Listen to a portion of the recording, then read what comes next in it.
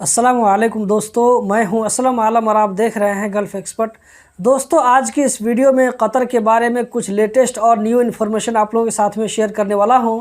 Ministry of interior की तरफ से कतर में इल्लीगल वर्करों के बारे में एक बार फिर से अपडेट आया है। इस चीज़ को आगे बताने वाला हूं, तो इस वीडियो के साथ में आखिर तक बने रहें ताकि आपको पूरी जानकारी मिल सके। और इस वीडियो को लाइक करके अपने दोस्तों के साथ भी शेयर करें। तो चलिए हम चलते हैं आज की वीडियो की जानिब। मिकैनिस और जुबार एरिया में मिनिस्ट्री ऑफ कॉमर्स ने मिनिस्ट्री ऑफ इंटीरियर और बलदिया के साथ मिलकर एक इंस्पेक्शन कैंपेन चलाया है। इसमें उन लोगों को टारगेट किया गया था जो सड़कों पर दुकान लगाकर या इधर उधर घूम फिर कर सामान बेचते हैं। तो ऐसे 6 लोगों के खिलाफ रिपोर्ट लिखी गई है और इन लोगों के खिलाफ लीगल एक्शन लिया जाएगा। कतर में इस तरह के किसी भी एक्टिविटीज़ को चलाने के लिए पहले ऑथोराइज डिपार्टमेंट से परमिशन लेना पड़ता है, उसके बाद ही इस तरह की एक्टिविटीज़ को कर सकते हैं।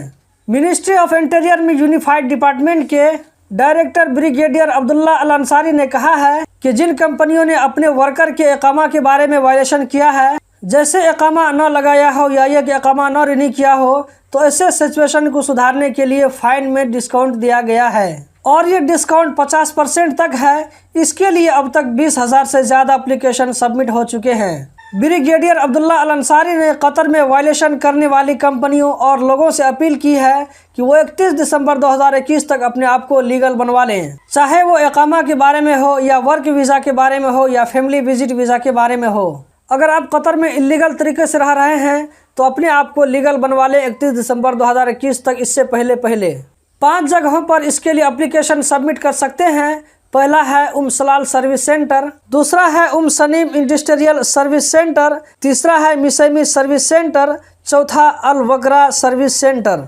जबकि 5वां है अल रैयान सर्विस सेंटर।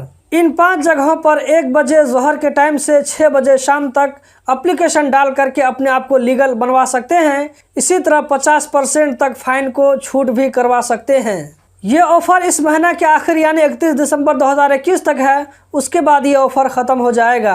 आज 5 दिसंबर है और आज से लेकर के 1 महीना से कम ही टाइम बचा है, तो इस मौका से ज़रूर फ़ायदा उठाने की कोशिश करें।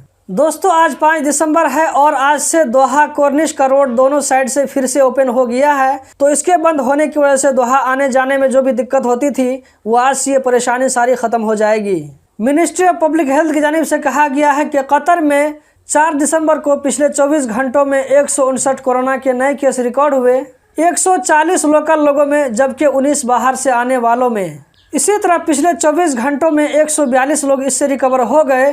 कतर में भी 2120 कोरोना के एक्टिव केस हैं। सऊदी अरब में बूस्टर डोज यानी वैक्सीन का तीसरा डोज न लगवाने वालों के लिए एक बुरी खबर है। आने वाले दिनों में ऐसे लोगों के लिए किसी भी सरकारी या प्राइवेट डिपार्टमेंट में एंट्री मुश्किल हो सकती है। इसी तरह फ्लाइट और पब्लिक ट्रांसपोर्ट की सर्विस भी ऐसे लोगों से छीनी जा सकती है।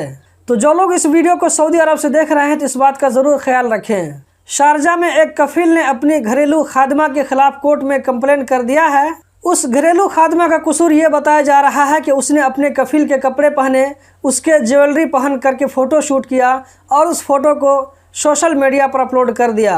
इस पर उसके कफील ने प्राइवेसी की खिलाफ वर्जी बोलकर उसके खिलाफ कोर्ट में कंप्लेंट कर दिया। दोस्तों, इस वाक़ये से आपको भी बहुत कुछ सीखने को मिलता है। अगर आप भी गल्फ़ की किसी कंट्री में काम करते हैं तो इन चीज़ों से ज़रूर परहेज़ करें। तो दोस्तों, यही थी आज की वीडियो। उम्मीद करता हूं कि ज़रूर पसंद आई होगी।